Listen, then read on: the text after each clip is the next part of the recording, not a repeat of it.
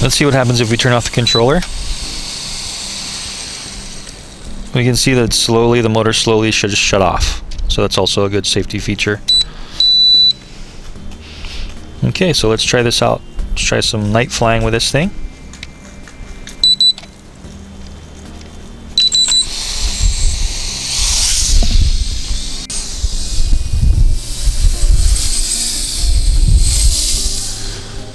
So the LEDs work really good when they're pointing right at you, but otherwise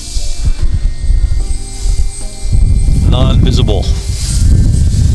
See, as soon as we get to kind of eye level, they disappear. So it would be nice if maybe they had some venting on the arms or some kind of translucent caps or something for the lights to shine through. Would have been nice. So this thing does have kind of an interesting yaw. The yaw is not instantaneous. It's a little bit of a kind of a delay.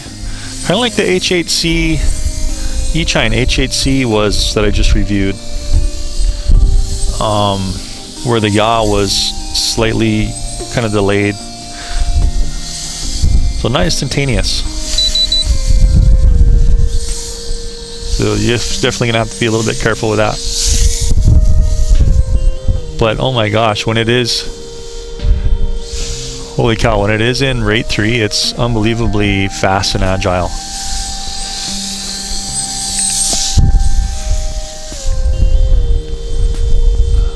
Real joy to fly in rate 3 if you're experienced. There's some funnels here.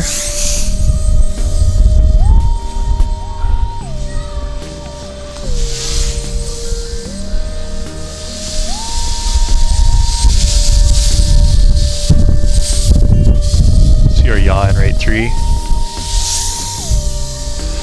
So it's kind of a gradual yaw increase when you hit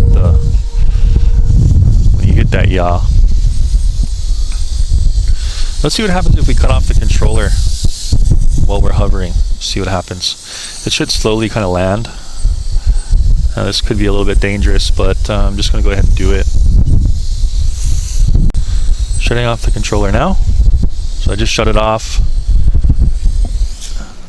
So there it goes. So it dropped, and then it just shut off it didn't drop right away. It kind of just slowly cut off power to the motors so it could slowly drop without damage.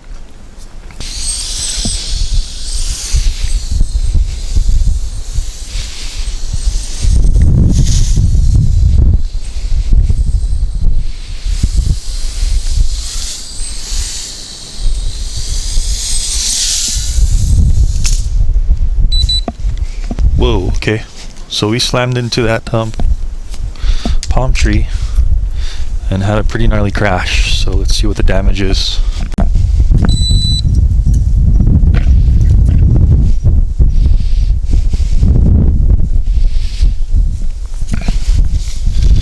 Okay, so really bad crash through the palm tree into the ground from about 20 feet, and I'm not seeing anything here prevalent.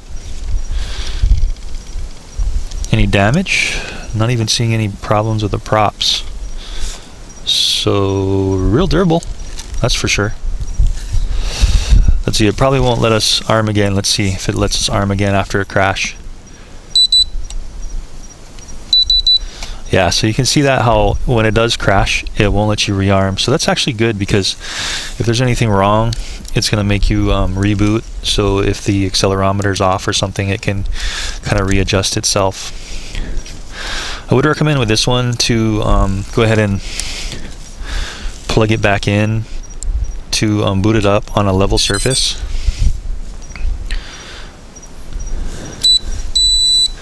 Because it does seem like when it binds, it might redo the accelerometer or gyro. So it's probably a good idea to have some kind of level surface around where you're flying. And that's kind of how it is with all quads and multi-rotors, is you want to have some kind of level surface to recalibrate on, whether it be sidewalk or some kind of foundation where you are, you know, is level. Or if you bring like a little level surface to the park, like a little box or just something, and have a level, maybe your cell phone can work as a level if you have a cell phone app, and then just make a little level platform where you can re-level the accelerometer when you're flying.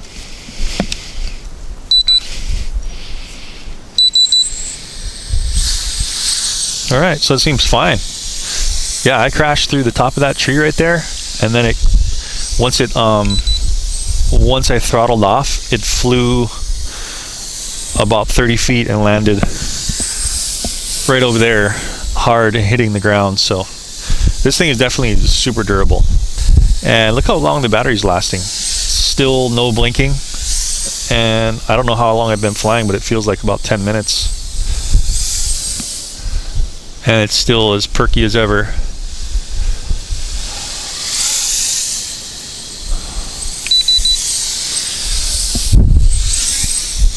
Wow, yeah, this thing is fun. It's going to be really fun for a slightly experienced pilot. I love how quiet this is. Would have been nice if it did some kind of flipping. That's one of the things that I could put on the wish list for this thing is, you know, some kind of flipping. Since it's got such a high rate 3, maybe even one more button or click to give it self-leveling mode off, you know what I mean? Since it seems to be more geared to the sport flyer, that would have been awesome to see.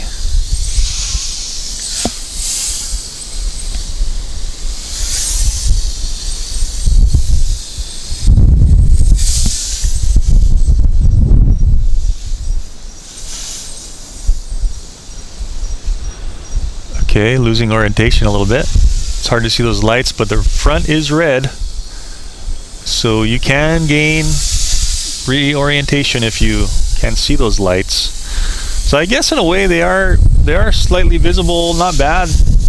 Like I'm way out here, I'm probably about 75 feet out now. Until I kind of tilt it towards me, I can see the lights, but once you tilt it towards yourself like that, you got to let off to kind of see the orientation again. So this thing is flying forever. This is great.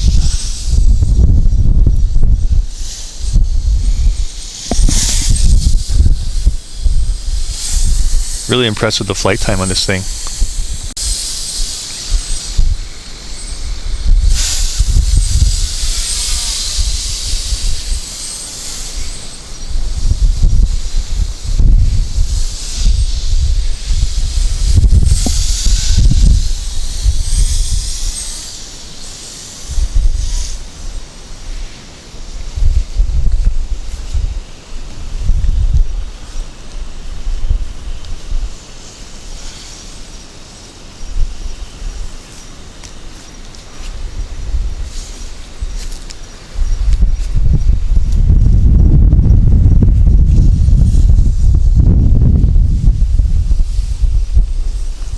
Whoa, almost lost it there. So that was an instance where the lights, if the lights were a little brighter and they weren't going out when I was tilting it towards me, I would have been able to better know the orientation. So that was a little tough. I almost was kind of freaking out there, losing control,